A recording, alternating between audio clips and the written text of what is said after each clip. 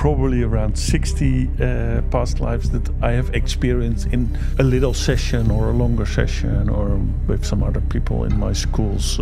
Which is your favorite? Do you have a favorite one? When I was a hooker. Oh, interesting. I was a woman. Okay. And I was a hooker. Were you a good hooker? I was a great hooker because I loved men and I was really loving sex a lot.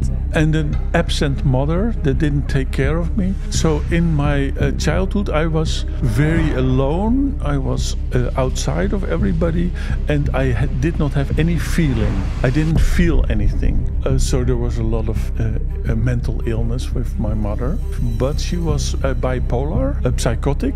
I think I was born so much looking like my mother from the inside, from the way I was looking at life and dreaming, and that when I hadn't done all this work on myself, I would have ended as a bipolar person, as my mother was, maybe even psychotic. When I could have made my shadows my enemy and I would have kept it, then probably I would have ended up in the same way that my mother did. When I was 6-7 weeks old, my mother was so absent that sometime she gave me some milk and then she forgot about me the rest of the day. He was a very nice man, and in his family tradition it was not done to leave your wife. It was also in his family tradition that the wife chooses to have children and the man follows the wife. And I think my father didn't leave my mother out of a feeling of responsibility for growing up. Right, okay. I think it's most about us, the children. Did they fight often? Was there... No, so there was no communication? There was silence between them. Which is worse, right? It's the worst. And because my parents were silent together, everybody else in the system took their role. Something stays. And at the same time, the biggest impact in my life is what I've done to deal with that.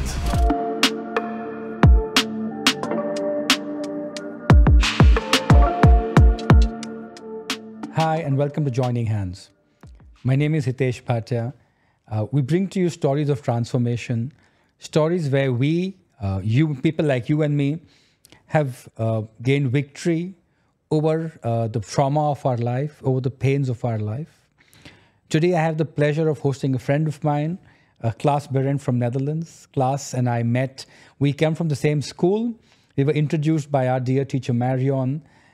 Claes and I clicked from the day we first connected, and we bring him to India to teach family constellations.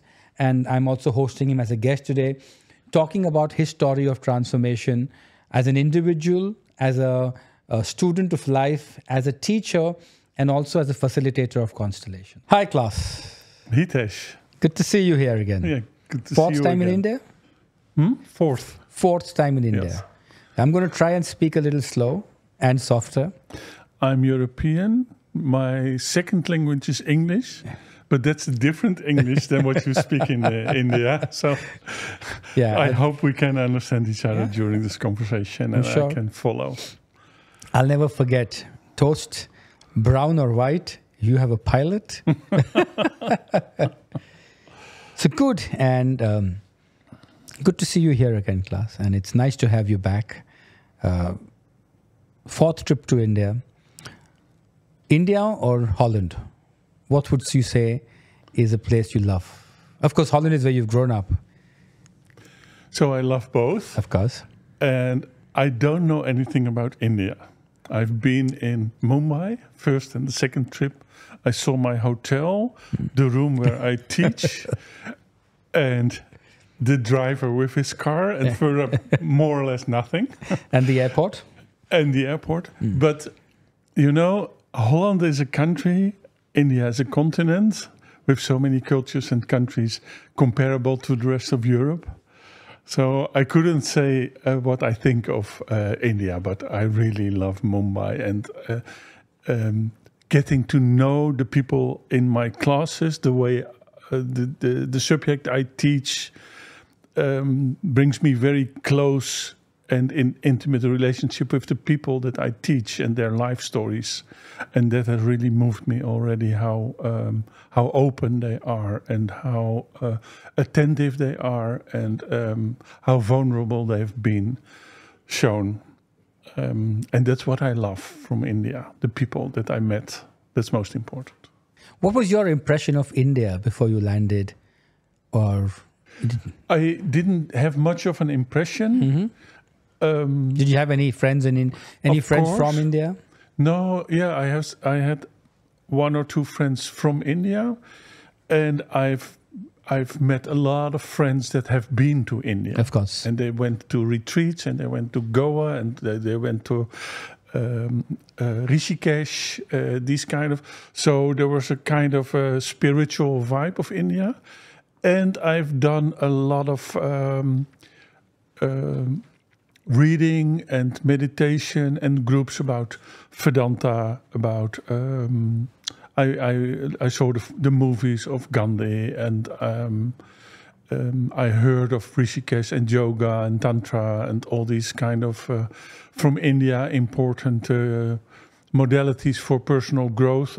That's what I knew from India, and even the people that went to India they went to the north of India and did all these modalities here. Or they went to Goa and did the yoga thing over there. So let's get to know who Claes Berend is.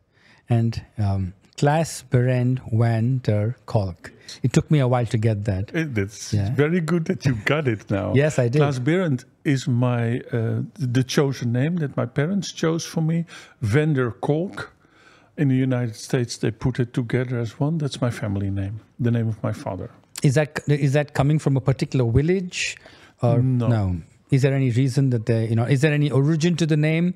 Yeah, the origin to the name is, it is from ancestors of me that were living close to a kolk. And the kolk is a circular water. And a kolk is also a spiral, which is, for me, interesting because everything that's developing is developing as a spiral, right. And everything that seems to be moving around in the universe is spiraling. Yes, through like a whirlwind. Yeah. So Kolk is where is like the water body. Yeah, and my family name is from the Kolk. Interesting. From the spiral. And is it common to have a name that's two words, Claes Berend, or is that? No. But it was fashion in the time of when the king was named, Willem Alexander, the Dutch king. He had two names, and then it was fashion in that moment. Oh, but my parents, they didn't agree on anything, not even on giving me my name.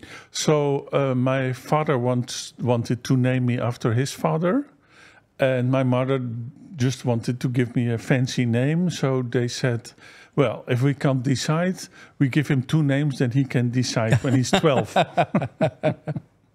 And I decided to keep them both. I didn't want to dishonor one of them. And I liked the special name. So Claes like Santa Claus? Santa Claus? Yeah. Oh, interesting. Yeah. So what was life like? And, you mentioned to me once that you were born by the beach. Yes. And what part of Netherlands or Holland were you born and grew up in? I was born in the west side of the Netherlands, in a little village. And it was close to the beach. Beaches in Holland are a little different than in India because they're white sand. Less people? And much less people. And I'm presuming there are no restaurants and shacks and vendors on the beach. Not so many on the beach. They're a little bit further from the beach. Right. But my father had started a campsite just before I was born next to the beach. And it was quite a big campsite. And he wanted to do the camping together with my mother because in 1926 he saw an article in the Dutch Telegraph from a British guy that had a car in 1926, and he moved with a little shed behind his car through Europe. And my father thought in 1926, I want to be the one to host him and to because when I can be a host of people on holidays, they are always happy, so I will always be happy during holidays. Interesting. And it took him 50 years between 26 and 61, so 30 years, something 30, 35 years before he could realize it. Oh, it took him that long to realize, to create a campsite. Wow. Before that, he was a farmer. He grew flowers. Flowers? Flowers. Like the tulips? Tulips and narcissus. Oh my God, that would have been beautiful. Yeah, that's beautiful. Yeah. But he changed his land for tents and caravans, for a campsite. So on the same land that he grew flowers eventually became the campsite? He exchanged a little bit with some others, but on the same land, he built a campsite. And this was 1961? Yeah. And I'm from 1964, so a few years later I was born. Mm-hmm. And 20 years later I took over the campsite. So I was a camping owner when I was 20. So what was life like growing up on a campsite? Like, I mean, everyone is there on a holiday. Yeah. And for you, it's like a permanent holiday, right? Because... More or less. But also I was the excluded guy because I was the son of the owner, which didn't make me really a participant in the group of friends. Many people came there every year and children came there every year. So somehow I had friends, but somehow I was also the outcast of every friends group. Mm-hmm. And we didn't live on the campsite. Okay. Because just my parents didn't love each other. So my mother didn't want to stay in the same place where my father was. However, they didn't get divorced. So sometimes I had to be with my mother in the house and sometimes on the campsite with the friends and my father. So when you look back at life, you mentioned your parents were separated, not divorced? No, they were not separated, but they just didn't love each other. Oh, but they stayed separate? Normal. They stayed in the same house, didn't talk to each other much. Oh my God. And how was that for you as a child? Was that easy? Was it difficult? Did you play both of them? I didn't have a big comparison to other households because I didn't have friends. My parents didn't have friends. I only had two sisters. When I look back, it's different from when I was in, but I think it has been quite an unsafe youth, lonely, separated. But like you rightly said, you don't realize it because you're in the moment. Yeah. There's no comparison. That's what life is for you, right? Yeah. That's just what it is. And do you presume that all parents are like this because there is no comparison? This is how men and women need to be. Not even. You don't think outside of your own parents when you're young. Right. It's just what it is. And then at 20, you took over the campsite. Is that something you wanted to do? Or did you want to become... It was something my father wanted me to do. Mm-hmm. And it was a given.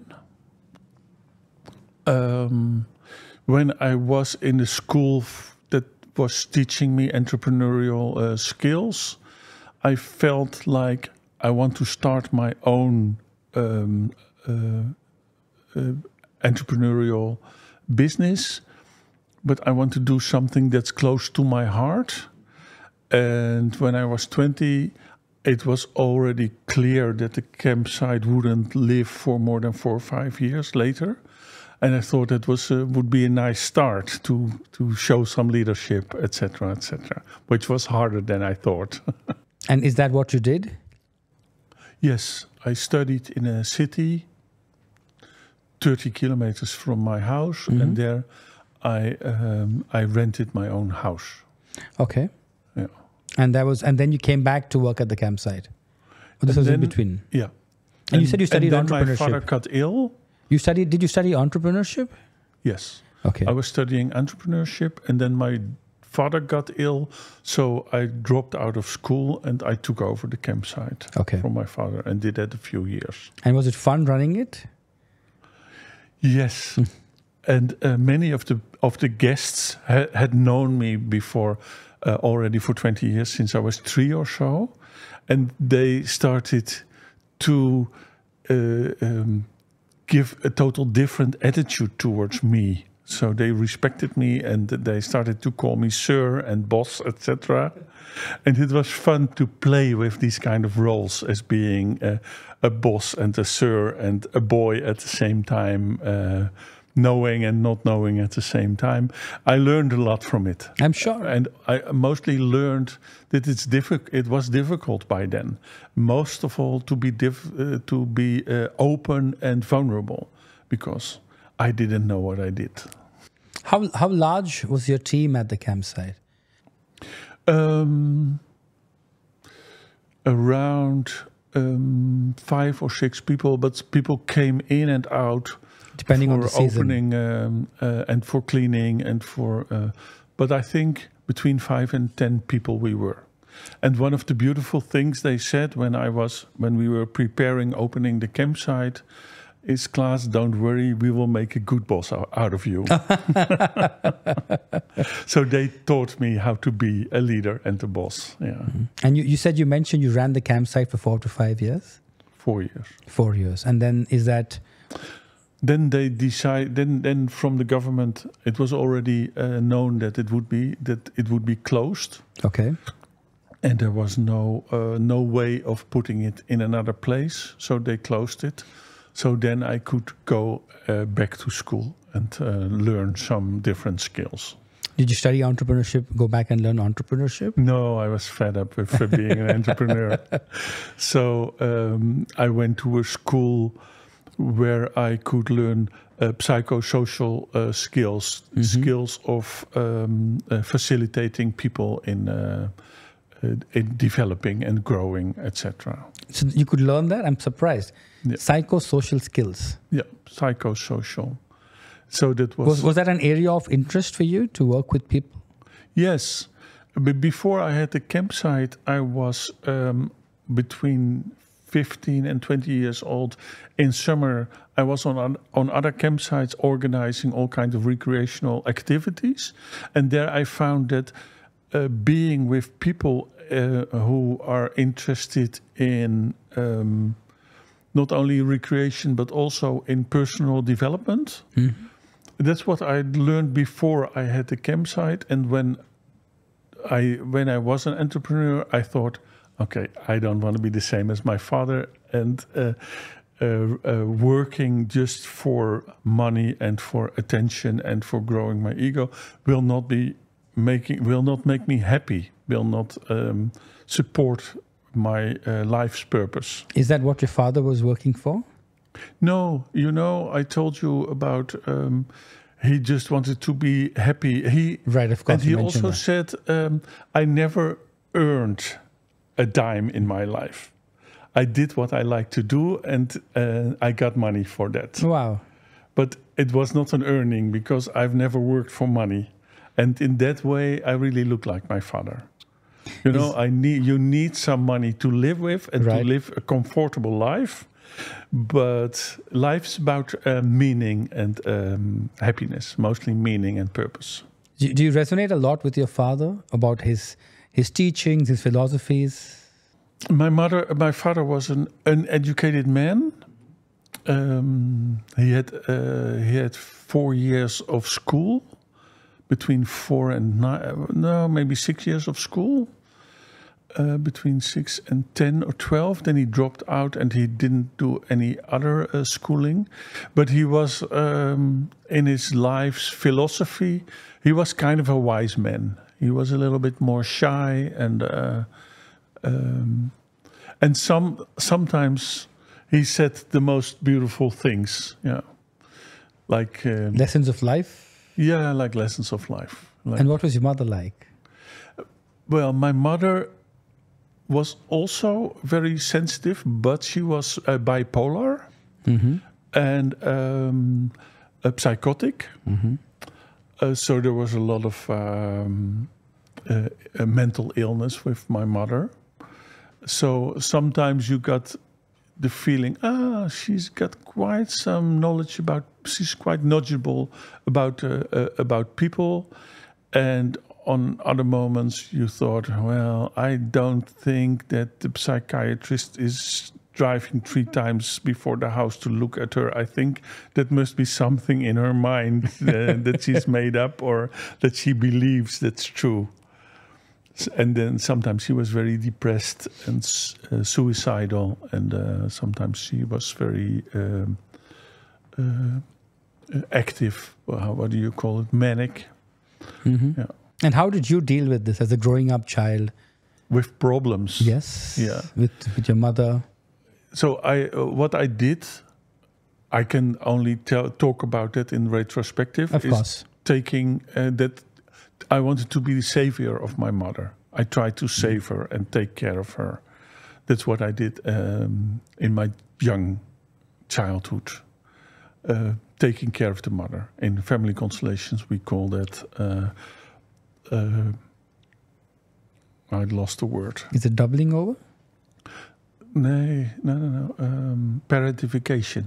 In family constellations. Okay. Parentification. Parentifications, when you are the parent of your parent. Right. I think I was parenting my mother. And my father was outside, and they didn't cope with each other. So I took the place of my father also. Yes. So can I ask you a personal question? You can choose not to answer. That's a good idea. Do you feel that your father did not leave your mother because of her condition? Because they didn't get along, right? Yeah. And I'm presuming from what I know, he was a nice man. He was a very nice man. Yeah. And in his family tradition, it was not done to leave your wife. And it was also in his family tradition that the wife chooses to have children and the man follows the wife in these family matters. And I think my father didn't leave my mother out of a feeling of responsibility for growing up us. Right, okay. I think it's most about us, the children. Yeah. But was it, did they fight often? Was there, no, so there was no communication? There was silence between them. Which is worse, right? And it's the worst. Yeah, when you don't, if you fight, at least there's some communication. Yeah. And because my parents were silent together, everybody else in the system took their role. So during dinner, my mother and my sister were having all the fights that now I can see that were not spoken of between my parents. So my sister took over the energy of my father, and that the hostility that she felt. The elder sister? Yeah. No, the younger sister. The younger sister. And the elder sister started crying over that. So you mentioned parentification, and I think I saw this series called Another Self on Netflix. Yeah, where Zaman, yeah. The guy with the long hair who's a lot like you, yeah. So Zaman calls it doubling over. He says that you're the child and you double. Yeah. You don't become the parent, you become the parent's parent. Yeah. So doubling over is what? So parentification. That's what Zaman says. Yes, it's interesting, doubling over. Yeah, it's a good translation. Yeah. So you went to study social skills. Interesting. I never heard of that. Skills. No. What really do you study in? What is it that you study? Is it psychology? Yeah. Oh, you study psychology. It's facilitating groups and individuals and people that live in institutions. For instance, they have a sociotherapist. Right. And also people that go to the doctor with mental problems, and the doctor feels like psychotherapy is a little bit too heavy, and I cannot leave. He has to talk to someone once a week. They send them to a psychosocial therapist. And did you ever practice as one after you completed this? Much later, I started the practice in trauma therapy. Okay, and is that where your journey into working with others came in? Yes, I think so. I was already a little bit interested in it. Well, my journey started when I was in the entrepreneurial school, and then we had a little some kind of a party or something with, and then I realized I had been sitting, talking, not listening, only talking, and I said, is there something to eat? I get hungry. And they said, well, that was already given 2 hours ago and you didn't notice anything. I didn't even notice that the people I was talking to had gone away and others came back. I was just listening to myself. And that's where I found that was a big confrontation where I thought, I don't feel anything. I don't sense anything. I'm totally closed up. There's something wrong with me. And that's when I thought I have to do something.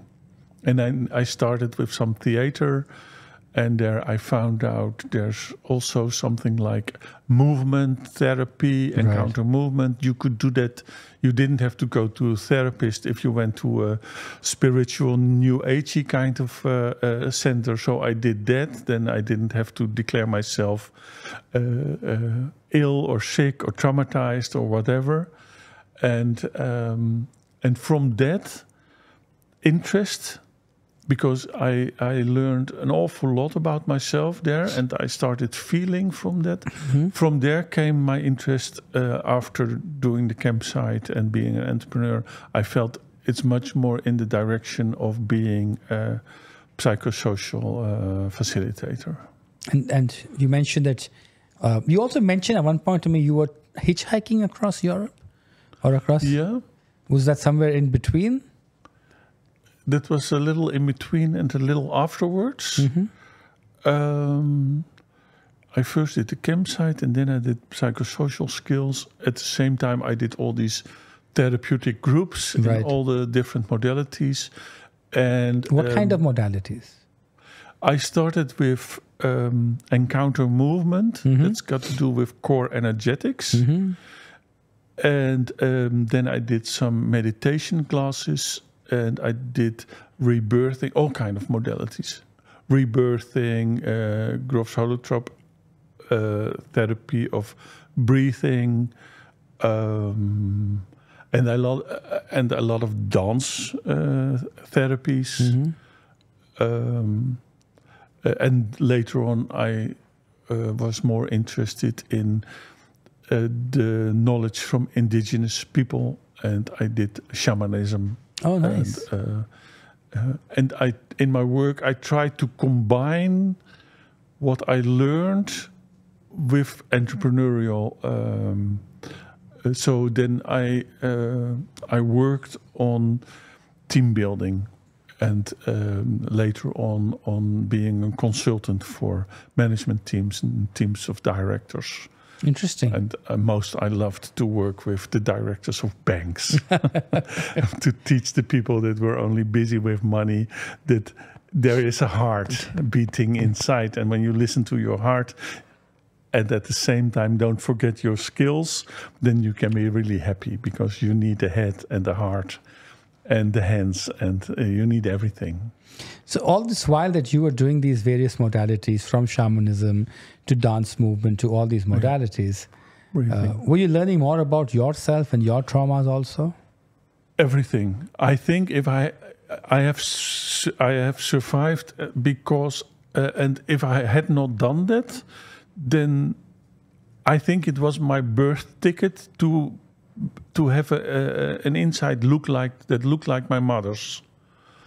Could you repeat that? To have an insight? I think I was born so much looking like my mother from the inside, from the way I was looking at life and dreaming and neglecting my shadows. That when I hadn't done all this work on myself, I would have ended as a bipolar person, as my mother was, maybe even psychotic.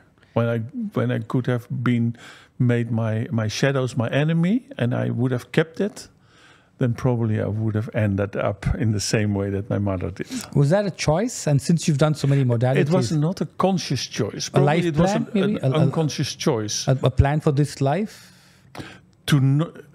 I think I was born in a system that was very inviting me to follow my mother's path. Right. And I think I have a guardian angel around me, or some loving friends, and also probably a father that from which I inherited also some skills that made me choose a different life and choose to confront myself with confront all my shadows and live and breathe through them and get rebirthed. So while you were studying these modalities, you were also solving... I was not studying, I was just following. I was just a participant in all these modalities. Oh, so that's how you started as a participant in rebirthing. And breathing therapy and meditation, dancing, meditation, etc. Yeah. And when you look back, what were the traumatic moments of your life? Was it just the silence that really? There was much more. Okay. Are you open to sharing a little more about that? The traumatic moments? Sure. Yeah. Maybe just one or two incidences. Yeah. When I was born, my sister, that is 2 years older, she already was in hospital because of kidney failures. And she had burning wounds. Half of her back was burned because of hot water from a water, and that there she has also been a year in hospital. When I was 6-7 weeks old, during that time, my mother was so absent that sometime she gave me some milk and then she forgot about me the rest of the day. So I must have been very hungry as a baby. Right. And when I was 8-9 months old, my mother put up some coffee and I took the coffee out of the sink and it's all over my breast and my right arm. And therefore, they put me in hospital and they tied me for 3 months. Because they were afraid that the burning wounds here and here would stick together, and then I would. So I've been in hospital for 3 years between 8 months old and 11 months old. Wow. And then I was afraid of water. Could be I'm burning sure, hot water. Yeah. Afraid of heat. Do you take hot showers? Do you take hot showers now? Of course. Yeah. So it took its time to heal. Yeah, but I didn't want to take any showers before I was 12. Oh wow! Yeah, because of the fear of water. Fear of water, fear of hot water, that kind of stuff. Interesting. So. There was a lot of unsafe surroundings when I was very young. So if you look back at life today, how do you think these instances impacted you? Yeah. Like you said, the fear of water, not wanting to take a bath. Yeah. But I don't think anybody would understand that, and right? An absent mother that didn't take care of me. So in my childhood, I was very alone. I was outside of everybody, and I did not have any feeling. I didn't feel anything. So like you said, so much in the head. I was only in the head. Always in thoughts and not in the body. Yeah. So that was a big impact in life. And I still think it is of an impact in my life for being clumsy, a little chaotic. That kind of small things. That's really, and sometimes I also feel shy and a little silent in communication, in personal relationships. Right. That's the one part that way it still has an impact on me. I can do as many regression sessions and family constellations and other therapies as I want. Something stays. And at the same time, the biggest impact in my life is what I've done to deal with that. I think that's what's important. That was more important. The resilience of how you... Yeah, and that gave me a purpose in life. Being with other people, growing together, being in development together without wanting to rescue them as I wanted to rescue my mother as a child. But learning all these modalities and become a professional in it, and that's the main influence from that. So I got a great, meaningful life full of relationship and different connections and interest in other people.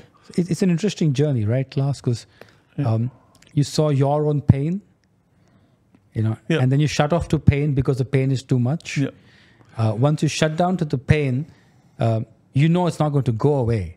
And then life takes you to learn more about the pain because you really want to live life. And isn't that the whole purpose of life? Just to experience a beautiful and meaningful life. Exactly. And you go into these modalities, dance movement and shamanism and energy work and all the ones that you spoke about, rebirthing, to start working on yourself, then the journey moves on to you becoming a therapist and practicing. Yes. And which is why maybe subconsciously were you drawn to this kind of work, to become a social, socio-psychological, psychosocial. If you look from the perspective, maybe I've chosen this life before I was born here. I don't know if that's true or not. But do you believe in past lives? Of course, because I've experienced so many past lives. I've done the regression therapy trainings also from Amsterdam.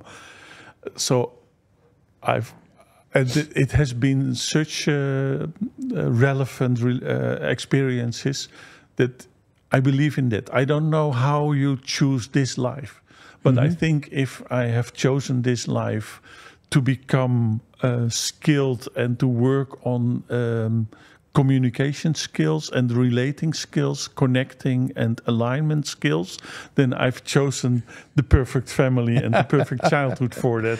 However, it was not easy. Yeah. Did you, how many past lives would you have experienced till now? Sometime I have counted and came until probably around 60 past lives that I have experienced in a little session or a longer session or with some other people in my schools. Which is your favorite? Do you have a favorite one or the most impactful one? I have a favorite one, but can I tell that here? When I was a hooker.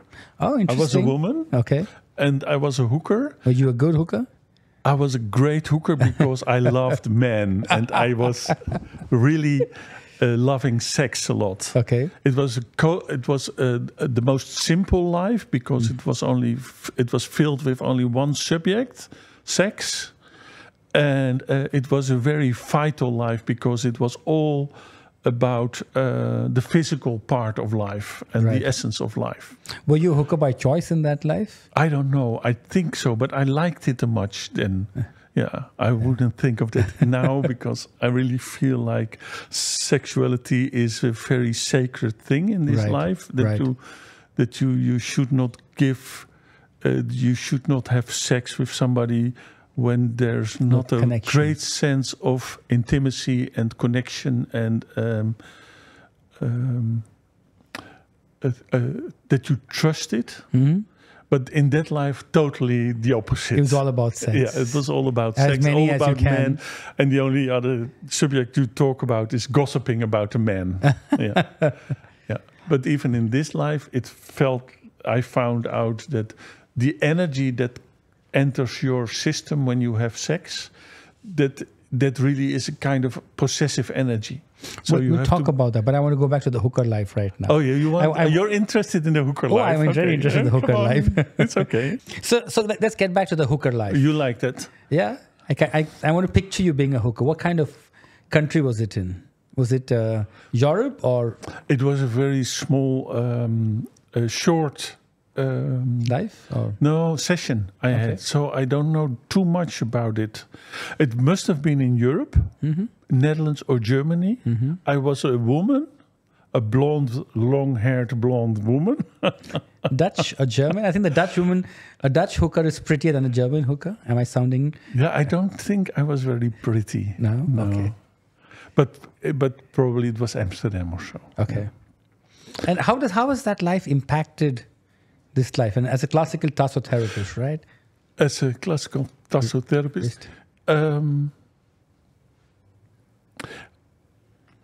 I think the relationship with my body and movement, and I did encounter movement. I knew that many therapies have a physical component that's important.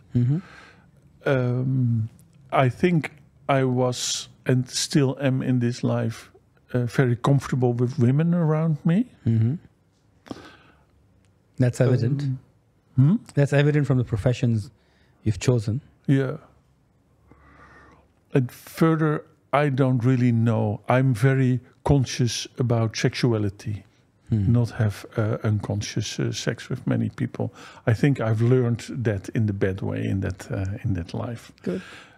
And the session about it was very short, but it was juicy enough to remember it for the rest of my life. Yeah. Which would be the most impactful life for this life, if there was one that you remember? Well, there are a few more. Oh yeah, and in this hooker life, it was getting the energy of so many different men with their life stories. I got that back when I was in the 20s in Russia, in another life, where I was working in the headhunters. Okay. The soldiers from Russia, they took the heads of the people they killed, right. and I had all the heads in my hands to put them on shelves. And anytime I held a head between my hands, the whole life of that person ran through me. Oh wow! I can remember. It's almost a remembrance. So these kind of lives, that so many energies of people and life stories were through my system, I think that's very helpful for knowing and understanding people with total different life stories. All the time when I was a therapist or a facilitator, felt like it's as if I understand every life. I can understand so many different forms of life with connection with yourself, without connection with yourself, being a jerk, being a kind guy, being a murderer, being a beautiful teacher with warm heart, being fully cold-hearted or a psychopath. It feels like as if I've lived all these lives myself, or if I've known them and had them through my system. Isn't that a lot of awareness to process? Because if you process, not at all. The more you get, the easier it is. Yeah, because these people with these headhunters, these heads, I did not have a personal relationship with them, and they were already dead, right? Clients, if you saw someone's pain and you wanted to help them, it's too late. Maybe that would have been too much. Yeah, but now I just had them as a hooker in my bed, or as a headhunter in my head. I just had that lives going through my system, and I think I've learned a lot of to be compassionate with everybody, with or without feelings, with a good heart or a negative heart, and a lot of feelings of revenge. That's okay. Are you able to do that in this life? If you hold my head, can you tell me what's happening in my... You see my entire life run through? Yes, I think so. You should try that once. Yeah, but not now. Not now, of course. Have you done that with clients as a therapist? Yes, but not holding their heads. But when I have a session with a client, I can sit and prepare, and then there comes something in my mind. I should tell them this, or I should go that way with them. So you work with people using family constellations, past life regression. Yeah, and cognitive dialogue. And I facilitate manifestation, especially with pioneers. I like to work with pioneers. I use sometimes some modalities from breath work, body work, that kind of stuff. So when you look back, what kind of people have you loved working with? Have you worked with celebrities and famous bureaucrats? We don't need names, but have you worked with celebrities in Holland or bureaucrats, politicians? Yes. What kind of past lives do they come up with? Who? Politicians? I think I'd really interested to see. There isn't a big difference. However, the really rich and famous people had a little bit more past lives as princes in Egypt or something like that. The rich and famous people that were a little bit better known in the Netherlands were the most unhappy people that were stuck in their system much more. So being rich in the Netherlands, being famous in the Netherlands, I was feeling it's a prison for them. The prison of not being able to handle your responsibility to the people that earn their living because of you, and you have to go and do that tomorrow because 500,000 families Depend on you. depend on that. The people I like to work with, most of them are still the entrepreneurial pioneers, and especially when they want to work and contribute something new and want to make something new, not being the next bakery or the next construction worker. That's okay, and there's a lot to learn from them as well. I like to work with these kind of men also. And do you think there is any particular trend or pattern in past lives that you see with people who want to be pioneers? Is there some unfulfilled promises or unfulfilled desires? They often come from broken families. Mm-hmm. In the current life? In the current life. Right. Where their parents have been divorced, etc. And in the past life, and in the ancestral genograms, right, there are many entrepreneurs before them. Mm-hmm. So usually entrepreneurs are born out of entrepreneurs. Oh, interesting. That's a thing. And in their past lives, many entrepreneurs have been the free souls. I think that's the only thing you can say about when it. When you mean free souls, then they have been in other ages. They have been more than others traveling abroad. You mean like artists, or maybe they were artists. Maybe they were also these people that were going through villages and selling things. So they were never in the traditional farming, never the traditional also, professions. Maybe, but a little bit more. I have a generalization of being the free souls, the traveling people. That kind of people become entrepreneurs, and they have lost everything in that past lives, or didn't have anything, didn't have much to lose. So in this life, they feel like, well, let's not follow the rules. Interesting. And let's create our own. Interesting. So it's sort of a contradictory, right? Because you had nothing, or you've lost everything. Yeah. Then the purpose of this life, or the purpose would be a wrong statement, but the goal of this life is to have as much as I can. No, but the pioneers are not about having so much. The pioneers are about, there is something missing in the society, and I want to contribute that to society. The people that come to me as pioneers are the people that have got an idea, and they cannot rest before that idea is given and is spread around to other people. So that becomes like the purpose that they carry with them. Yeah. Interesting. So I'm going to go back to your childhood, your teenage lives, and what did you do to heal the wounds? What really helped? Because you spoke about seeing the separation in your parents. I mean, not the separation, but seeing them together but no connection. Yeah. Growing up in a silent family where there's no communication. Yeah. You spoke about the trauma of being burnt, with hot water. And hospitalized. Sorry? And hospitalized. As a baby, as an 8-month-old baby, which went on for a while. How did that impact? Where did you see the biggest impact of this in your life? You also mentioned that you sort of parentified your mother to become her primary caretaker and caregiver. And even further on, you took over your father's business when he fell sick. So in some ways, trying to take care of what he created, maybe run his legacy, for a few years.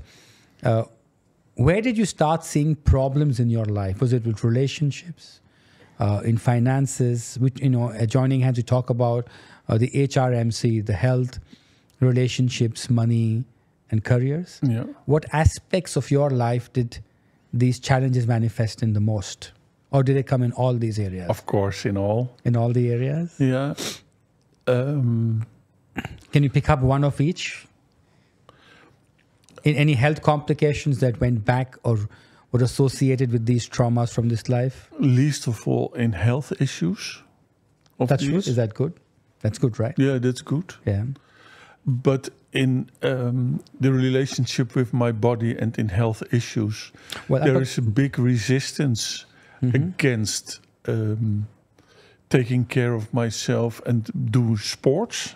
I really resist doing sports still. So the really feeling of and get the sensory feelings of tiring myself up and using my body for what it can do.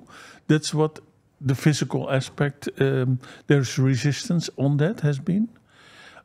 On the career, I'm happy it worked out this way, but Of course. I was not able to study medicine and become a psychiatrist, which I would have done when I wouldn't have had all these trauma. And later on, some psychiatrists and priests came to my practice, and they envied me for the freedom that I have in my life. But it has impacted my career because I never went for the money. And I never went for the status, and I never went.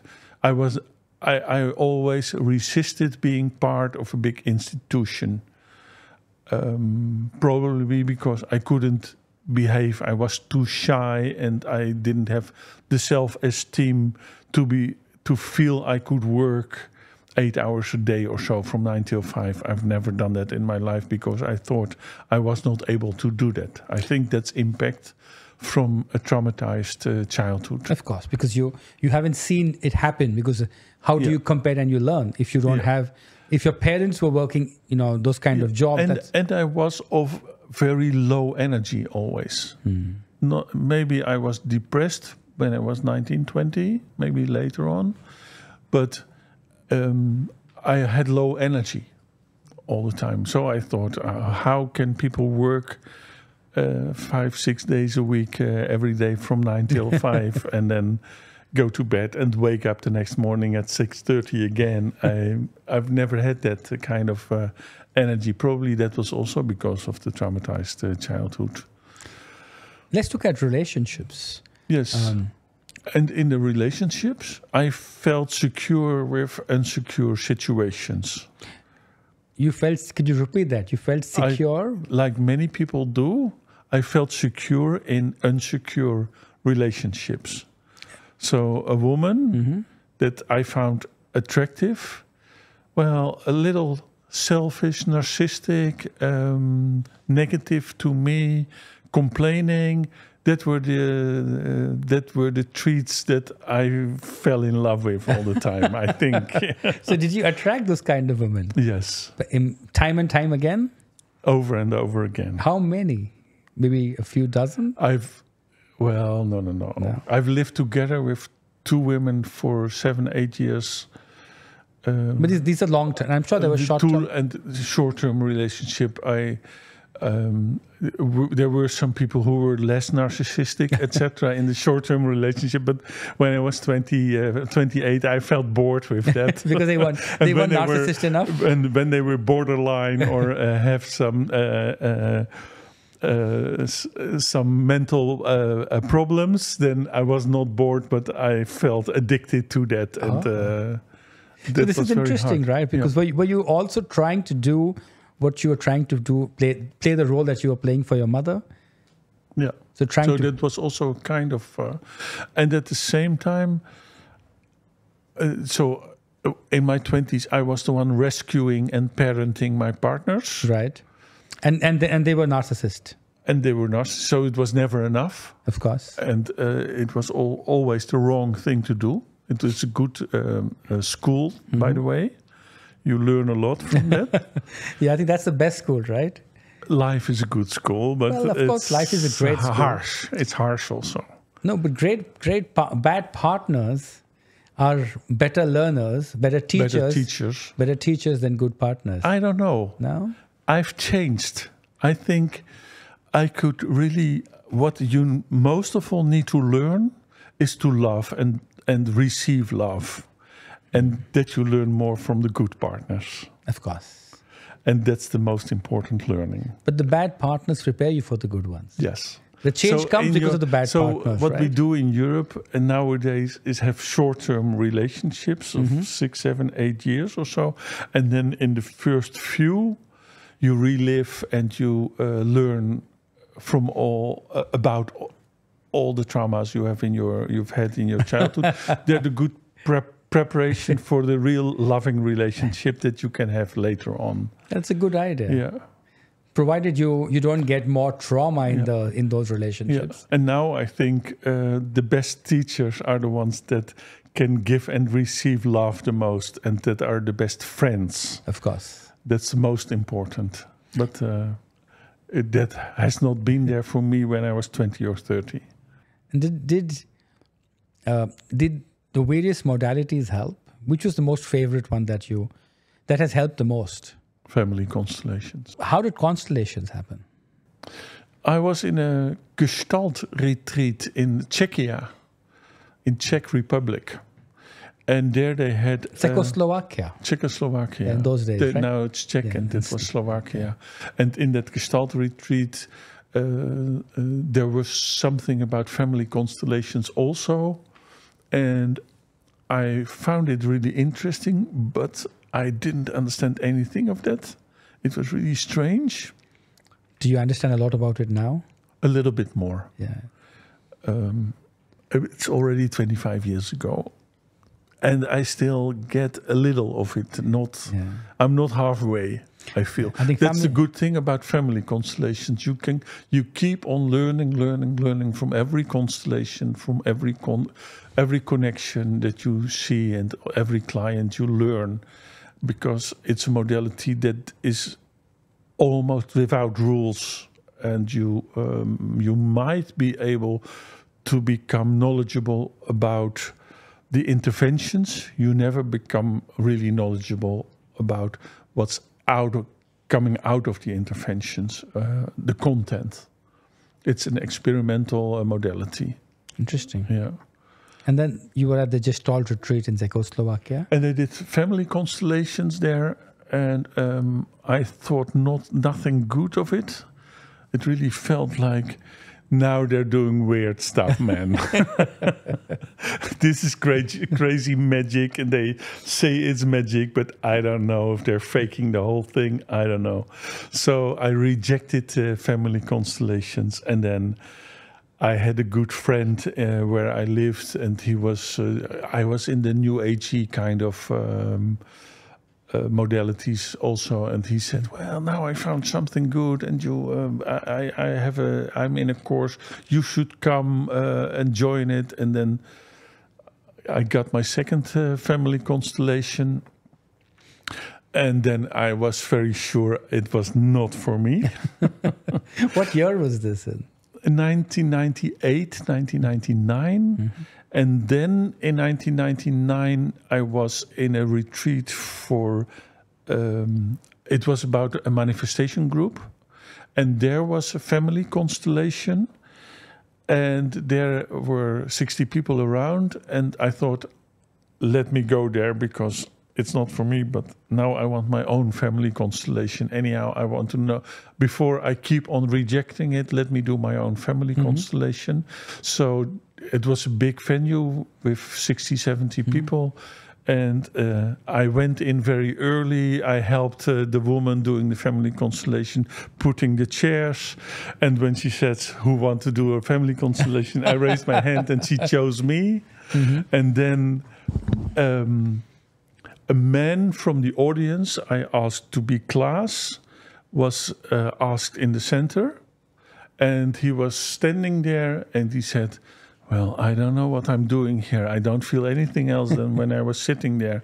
And then the woman said, okay, maybe 1 in 1,000 cannot be representative, so sit down, we take somebody else. And then she took in somebody else. And the next person said, well, I don't know what I'm doing here. I don't feel anything different from sitting there. So it was really the class without any feelings and without feeling completely disconnected. And then some other woman that I asked for my mother, because that's the main relationship that has formed me, came in, and I saw myself and my mother looking at each other in a way that they must have had video repetitions to imitate and fully accurately do my mother and me and how we were related, so accurate that there's where I felt, oh, this is something more than I have seen before. Mm-hmm. And that was about the relationship with my mother. And there I really felt also all the confrontations with how my relationship with my mother was and how I was disconnected from life and from other people I have been in my childhood. And there is where I really feel that the journey started for me. So 99 is when the journey started for you? Yeah, and in 2000 I started studying from Bert Hellinger and Jan Jacobstam. And there I started to have my first tryout in doing little constellations. Yeah. And did you see your relationship with your mother changing over time? I mean, did you feel you have changed and the way you could look at your mother was like a child and not like a parent anymore? Yeah, that's changed. My mother died 2-3 years later. Mm-hmm. What I have said to Bert Hellinger in the first 2-3 years after doing family constellations, that I had shut her out of my heart when I was around 18, and I could take her back in my heart. And that's because of family constellation. I could feel I'm really the son of my mother, and I love her sensitivity, and I have been and still am the most important person in her life, and I can receive her love now.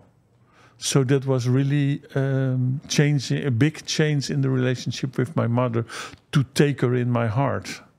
And what shifted for you when you took her back in your heart? The relationship with my feelings and mm-hmm. the ability to receive the love of other women. That's beautiful. Because when a woman liked me before that, I have never known and seen and noticed. And afterwards, I found everybody likes me. Very many people, I'm likable.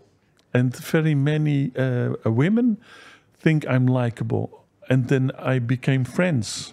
I could be intimate with friends. I could ask them for help or for company or whatever. So I was, from rejecting my mother, I made a loner of myself, an attractive loner. And after that, I became a likable person, I think, for myself. I think from what I understand, they say it's called, is it the Orders of Love? That's what the Orders of Love is, what Bert Hellinger talks about when he mm-hmm. talks about inclusion, about hierarchy, the balance of give and take. So and I'm just trying to delve a little more into this, if you don't get along with your mother, yeah, or you don't, how would someone know that they need to get a constellation done, or have something, address something in their life that would take them back to the relationship with their mother? Am I putting it out right, the question? You can ask any question, so every question is the right question. Right. So I'll rephrase my question. You only need a constellation when you have some potential in your life that you want to fulfill and you can't. Right.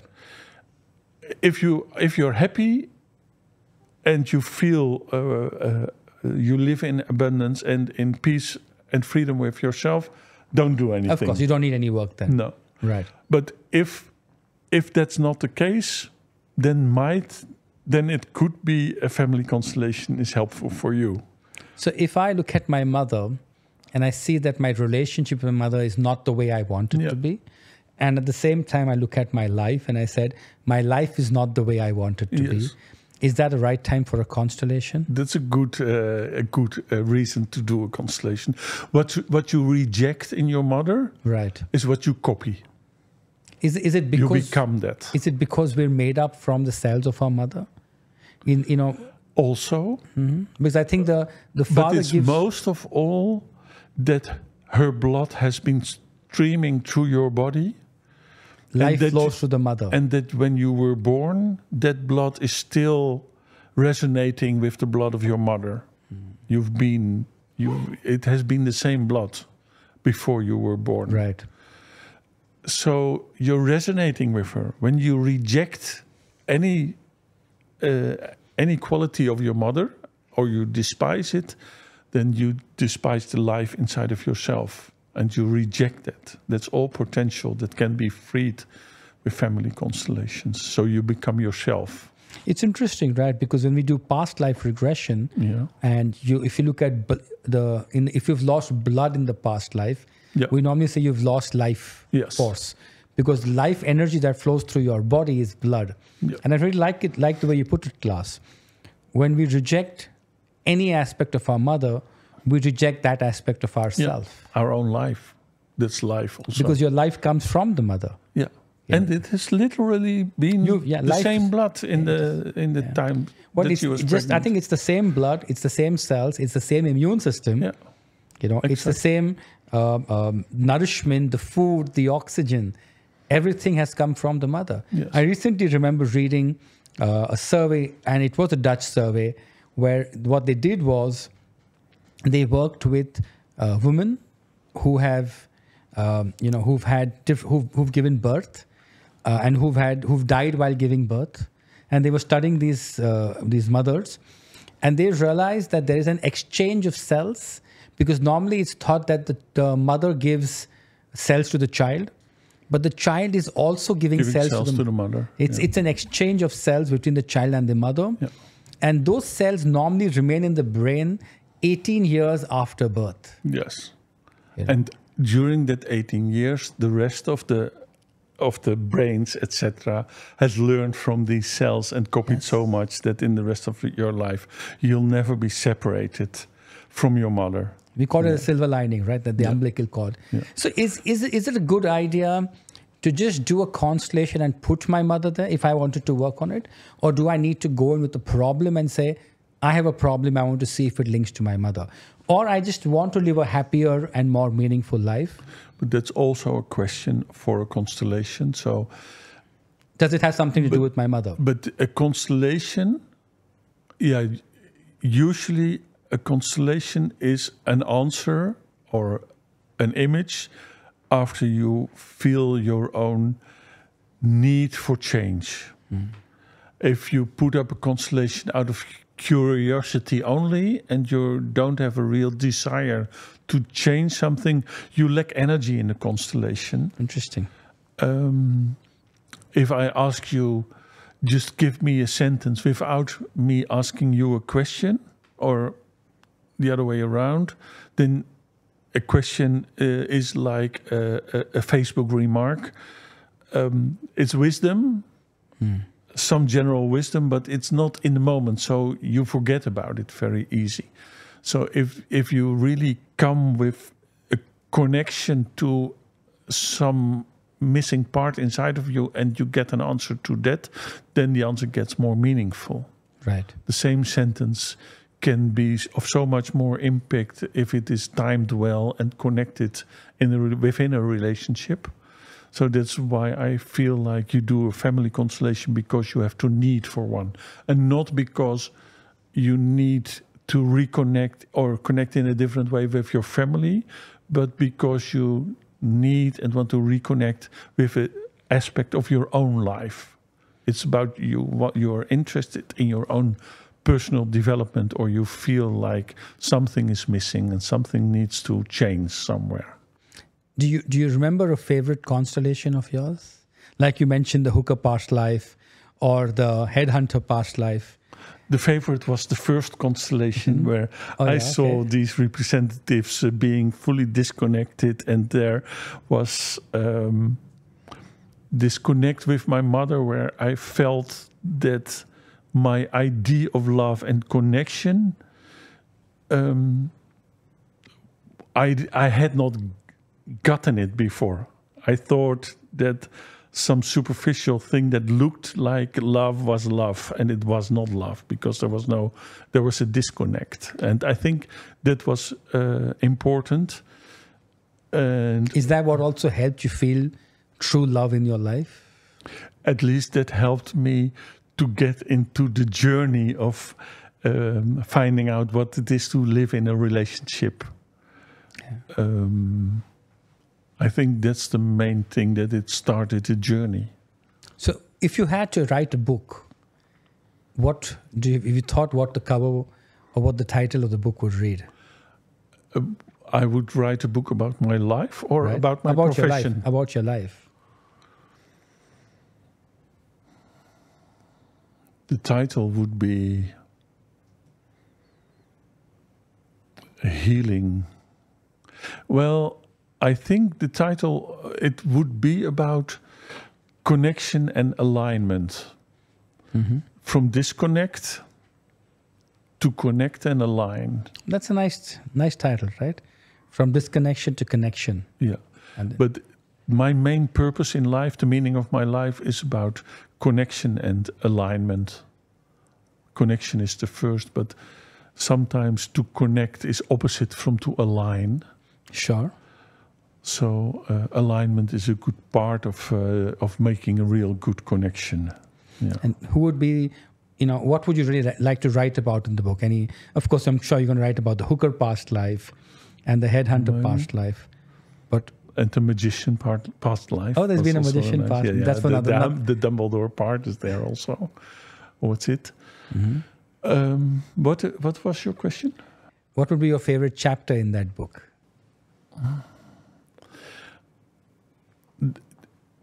It is about